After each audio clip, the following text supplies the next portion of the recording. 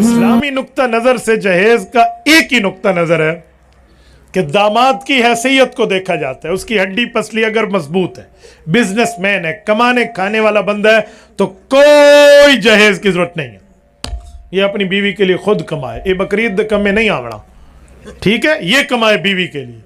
اور اگر اس کی ہڈی پسلی کمزور ہے, بیچارہ کچھ تھوڑا سا مالی طور پہ کمزور ہے, تو پھر سسر اس کا تعاون کر دے, کوئی نہیں مسئلہ. لیکن جہیز کی ڈیمانڈ نہیں کرنی چاہیے, اتنا جہیز لاؤ, جہیز اتنا ہوگا تو شادی ہوگی. بھائی تمہیں تمہارا سسر اپنے دل کا ٹکڑا اٹھا کے بھی دے رہا ہے اور تم اس کے مال کے بھی لالچی بن چکے ہو. رحمۃ اللہ علیہ نے ایک عجیب بات لکھی ہے, علماء یاد رکھیں.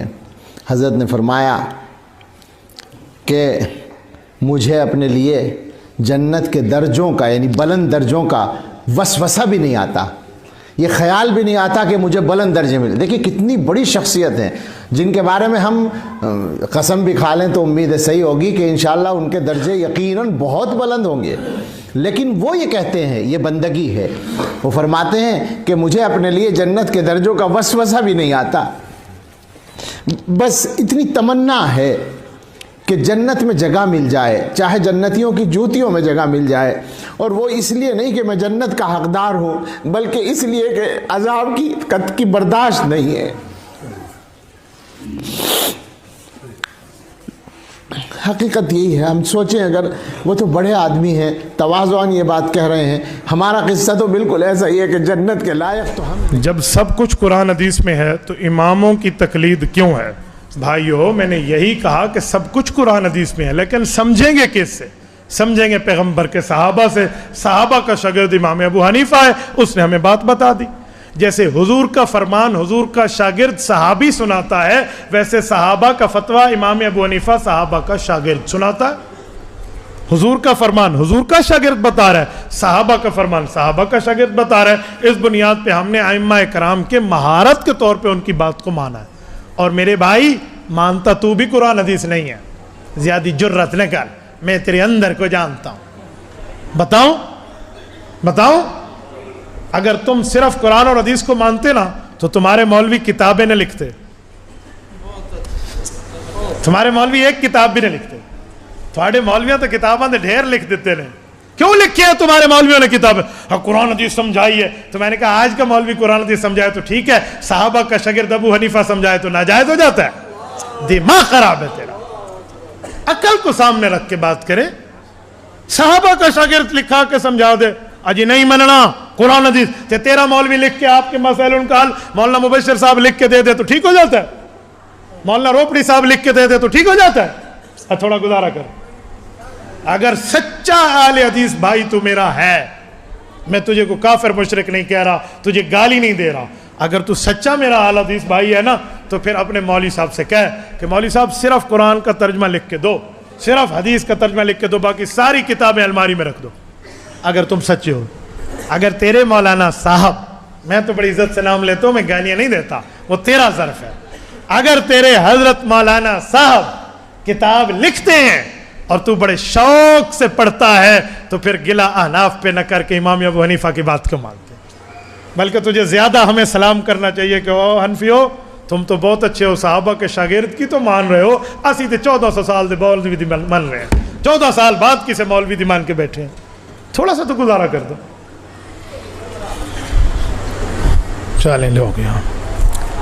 رسول پاک صلی اللہ علیہ وسلم نے رفع الیدین سے منع نہیں کیا, منع کیا تو دکھاؤ. بیٹا میں تیری یہ شاطرانہ چال جانتا ہوں. حضور پاک نے رفع الیدین کا حکم بھی نہیں دیا, حکم دیا ہے تو دکھاؤ. ایک بات تو نے کی, ایک میں نے کہی. کہتے ہیں منع نہیں کیا, میں کہتا ہوں حکم نہیں دیا. تو کیا کرے گا؟ اس دھرتی پہ تو مجھے ایک روایت دکھا دے جس میں حضور نے فرمایا ارفعوا ایدیکم, میں حکم دے رہا ہوں رفع الیدین کرو. اس کے جواب میں کیا کہتے ہیں؟ حکم نہیں کیتا لیکن خود کیتا تا ہے. میں کہ جی منع نہیں کیتا, خود چھوڑاتے ہے. جی ٹھیک ہے, تو حکم نہیں کیا تو ہے. میں نے کہا اگر منع نہیں کیا تو چھوڑا تو ہے. اور میں تجھے منع بھی دکھا دوں, تیرا منہ مانگا شوق پورا کر رہا ہوں. सही मुस्लिम किताब उस्सलात जिल्द अव्वल सफ़ा 180 कदीमी कुतुब खाना कराची हजरत जाबिर इब्न समुरा रज़ी अल्लाह अन्हु रावी हैं, फरमाते खरज अलैना रसूलुल्लाह व कुन्ना सल्लैना, अल्लाह के रसूल तशरीफ लाए, हम अकेली नमाजें पढ़ रहे थे।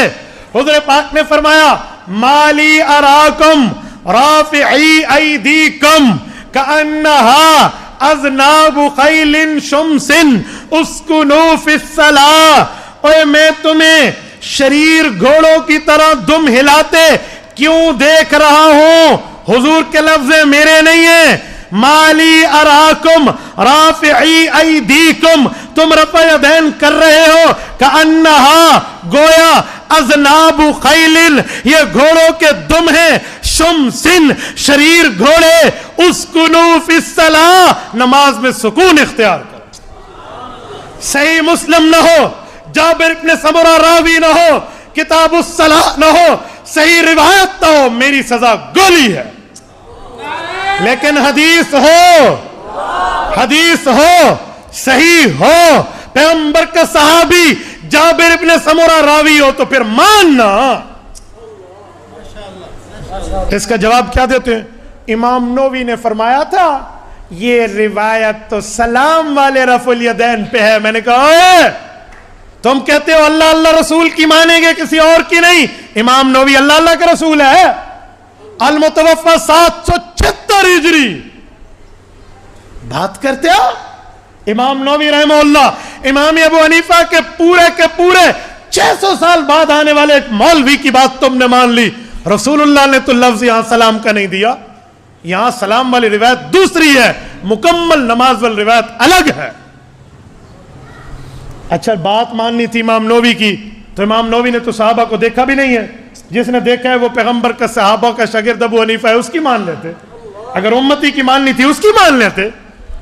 थोड़ा सा गुजारा मुल्ला अली कारी रहमहुल्लाह ने इसी जगह पे लिखा है रवाहु मुस्लिम व युफीदुन नस्ख। मेरे दोस्तों इसलिए मना वाला जुमला कम अज कम मुझे ना कहना। पीएचडी इन अरेबिक लैंग्वेज, इनका एक मुनाज़रा आया था मुझसे 2014 में गुफ्तगू करने। आप यूट्यूब पे लिखे मुफ्ती अब्दुल वाहिद कुरैशी तर्क रफ़ैदात मुनाज़रा, आपको आगे मिलेगा। 1 घंटे से ज़ायद वो मेरे सामने यूं तड़पता रहा बेचारा, इस हदीस का वो जवाब ना दे सका। मुझे कहता था इसका तर्जमा हाथ हिलाओ। मैंने कहा एक मिनट राफ़िई ऐदीकुम, अब तर्जमा कर रफ़ा यदैन। नहीं करता तो मैंने पेन निकाला, मैंने कहा अब कर दे। करता तो फंसता। जिधर देखता हूं उधर मौत ही मौत है। ठीक है यार, लोग तो कहते हैं ना उधर तू ही तू है। मैं तुम्हें इश्क नहीं मोहब्बत नहीं, मैं तुम्हें मसला समझा रहा हूं। तो जिधर देखता हूं उधर मौत ही मौत है, तो क्या तर्जमा कर दो। 1 घंटे के बाद कहा जी कल आऊंगा। मैंने कहा बड़े अकल बंद हो, कयामत को भी कल कयामत कहते हैं, उससे पहले तूने नहीं आना, और वो वाकई नहीं आया। तो इसलिए थोड़ा सा गुजारा, इस जैसे अड़ंगी वाले सवाल मुझसे न लिखना। मैं तुम्हारे घर से आया हूं, अंदर को जान के आया हूं, बाईपास से नहीं आया, अंडरपास से आया हूं। मुराकबा, हज़रत फरमाते हैं कि मुराकबा रकीब से है, जिसके माना है रकीब कहते हैं निगहबान को या इंतज़ार करने वाले को भी कहते हैं। इन्नल्लाह काना अलैकुम रकीबा, अल्लाह तुम पर निगहबान है। इमाम गज़ाली रहमतुल्लाह अलैह मुराकबे की हकीकत बताते हैं, क़ल्ब का रकीब को ताकते रहना और उसी तरफ मशगूल रहना। इमाम मुहासिबी कहते हैं कि मुराकबे का आगाज़ ये है कि दिल को अल्लाह के क़ुर्ब का इल्म हो। हज़रत शाह वलीउल्लाह फरमाते हैं मुराकबा ये होता है कि तुम अपने दिल पर इसको लाजिम कर लो कि अल्लाह तुम्हें देख रहा है। मशाइख अपने मुतवस्सिलीन की इस्लाह के लिए अलग अलग मुराकबे करवाते हैं। बाज़ मशाइख मौत का मुराकबा करवाते हैं कि इंसान आंखें बंद करके तसव्वुर करे कि मैं एक दिन मर जाऊंगा। ये मौत का मुराकबा। कछुए को आप देख लो, इंतहाई सुस्त तरीन जानवर, चलने से पहले 6 महीने तो सोचता है, मशवरा करता है कि यहाँ से वहां जाऊं कि नहीं जाऊं। फिर चलेगा तो थोड़ा सा भी स्पीड ब्रेकर आ गया ना कहीं, रुक जाएगा वहीं। 8-10 महीने उसके लिए कोई मसला नहीं है, पड़ा रहेगा वहीं, स्पीड ही नहीं बेचारे की। कोई भी जानवर जब शिकार के लिए उसकी तरफ भागेगा तो ये बेचारा तो भाग सकता ही नहीं है। शेर आए, चीता आए, कोई भी आए वो तो उसको मार के चला जाए, ये इसके भागने का ऑप्शन ही नहीं है। चलने का नहीं है, भागने का कहां से? तो अल्लाह मियां ने क्या दिया, उसका इतना मजबूत खौल, बड़ा खौल बना दिया। अल्लाह ने कहा जैसे कोई जानवर हमला करेगा ना, तू खौल के नीचे अपने आप को गर्दन समेत छुपा लेना। अब होगा क्या, وہ اتنا مضبوط خول ہے, اس پہ بندہ کھڑا ہو جائے کوئی اس پہ اثر ہی نہیں پڑتا. جو قریب کھڑا ہوا جانور ہے نا, جانور یہ سوچے گا کہ یہ اس خول سے باہر نکلے گا تو میں جھپٹوں گا, آخر ایک نہ ایک دن تو نکلے گا نا. تو کچھوا بزبان حال کہتا ہے بیٹا میں نہیں نکلنے والا, میں 100 سال اندر رہوں گا, تو مر جائے گا, میرے پاس ٹائم بہت ہے. وہ پڑا رہے گا, اس کو جلدی نہیں ہے, وہ تو 300 سال 400 سال رہنا ہے. برتھ ڈے منانا نہ شریعت کا حکم ہے, نہ دین کا حکم ہے, نہ اسلام کا حکم ہے. لوگوں کے رسم رواج ہے, رسم رواج سے بچ جائیں تو بہت بہتر ہے. یہ جو سال گرا کہتے ہو نا, اس پہ تو رونا چاہیے کہ ایک سال گر گیا. سال گرا, سال چڑھا تو نہیں ہے نا, سال گرا, اس پہ تو رو کہ میری زندگی کا ایک سال کم ہو گیا. نہیں, ڈول ڈمک کے چلتے پہنے ایک سال جائے گی ایسا ہی, سبحان اللہ. یہ خوش مردی کا حال ہے, یہ انگریز کی رسم ہے. اسلام کی روح سے موبائل میں روزانہ کی بنیاد پر تلاوت کرنا صحیح ہے یا غلط ہے؟ قرآن کریم کو موبائل میں ڈاؤن لوڈ کر کے پڑھنے کی عادت اچھی ہے, پڑھنا چاہیے. میری دونوں موبائلوں میں الحمدللہ قرآن کریم بھی ہے, تفسیر بھی ہے. آپ رکھیں, آپ پڑھیں, کیوں نہیں منع, جائز ہے, آپ رکھ سکتے ہیں. موبائل ہوتا ہی تو اس لیے ہے کہ بندہ اس میں اچھی چیزیں رکھے. کہ وہ 10 عادتیں جو انسان کو ایک نمایاں انسان بنا دیتی ہے, وہ کیا ہے؟ کہا السعی للتمیز, سب سے پہلی عادت کہ انسان کوئی اچھا کام کرنے کے لیے مسلسل جدوجہد اور کوشش کرے, اچھا انسان بننے کے لیے, اچھی صلاحیت بنانے کے لیے. تو کہا سب سے پہلی عادت یہ. دوسری تحدید الاہداف, اپنی زندگی کا ہدف متعین کرے کہ مجھے اپنی زندگی میں یہ کام کرنا ہے. تیسرا التخطیط, اپنی زندگی میں اس ہدف کو حاصل کرنے کے لیے بہترین پلاننگ کرے کہ میں اپنے اس ہدف اور ٹارگیٹ تک پہنچنے کے لیے کیا کر سکتا ہوں اور کس طرح کی قربانیاں مجھے دینی چاہیے. چوتھا بیان کیا؟ ترتیب الاولویات, کہ انسان اپنے کاموں کی ترتیب بنائے کہ مجھے اپنی زندگی میں سب سے پہلا کام کیا کرنا ہے. سب سے پہلے نماز ہے, قرآن کی تلاوت ہے, دعا ہے, ذکر ہے, کتاب کا مطالعہ ہے. کہا اس طریقے سے وہ اولویات اپنی ترتیب دے دے کہ یہ کام کرنے ہیں اور یہ کام مجھے نہیں کرنے ہیں. پانچویں چیز الترکیز, وہ جس چیز کو حاصل کرنا چاہتا ہے اس پر پورا فوکس کرے اور اس پر پوری توجہ مبذول کر دے. چھٹی چیز ادارت الوقت, ٹائم مینجمنٹ, کہ اپنے وقت کو وہ سیٹ کرے کہ مجھے صبح اٹھنے سے لے کر شام تک کے اپنا ایک ایک منٹ کیسے کیا بنانا ہے, قیمتی بنانا ہے اور اسے کام میں لانا ہے. اور ساتواں بیان کر رہے ہیں جہاد النفسی, اپنے نفس کے ساتھ مجاہدہ کرے کہ نفس خواہشات کی طرف لے جائے اور آپ اسے کہے کہ نہیں, میں تو ایسے ہی کام کروں گا جس سے مجھے دنیا اور آخرت میں کامیابی مل سکے. آٹھویں چیز البراءۃ الاتصالیہ, کہ آدمی دوسروں کے ساتھ ملنے میں کون سے انوکھے اسلوب کو اختیار کرے کہ جس کی وجہ سے دوسرا آدمی آپ سے متاثر ہو جاوے. آپ کی گفتگو کا انداز کیسا ہو, آپ کے بولنے کا انداز کیسا ہو, آپ کے بیٹھنے کا انداز کیسا ہو. نویں چیز التفکیر الایجابی, کہ آدمی ہمیشہ اپنی پوزیٹو تھنکنگ رکھے, نیگیٹو نہ سوچے, مثبت سوچ ہو اس کی, اچھا سوچے, برا نہ سوچے.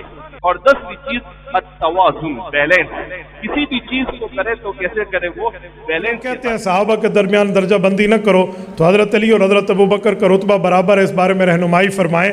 حضرت علی المرتضیٰ رضی اللہ عنہ نے خود حضرت ابوبکر کو نماز میں آگے کر کے فرمایا تھا, میرے پاک پیغمبر نے فرمایا لا ينبغي لقوم فيه ابو بکر ان یؤمهم غیرہ, کہ جس قوم میں لوگ نمازی ہوں اور ابو بکر بیٹھا ہو تو کوئی اور نماز پڑھائے, نماز کیسے ہوگی, ابو بکر امامت کرے گا.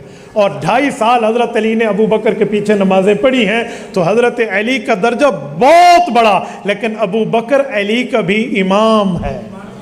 ٹھیک ہے, پوری بات. ہماری زندگی میں مشکلات ہیں, روزی تنگ ہے, رزق بند ہے, جاب لیس ہیں ہم, یا ہے جتنی تنخواہ تو اس میں گزارا نہیں ہوتا.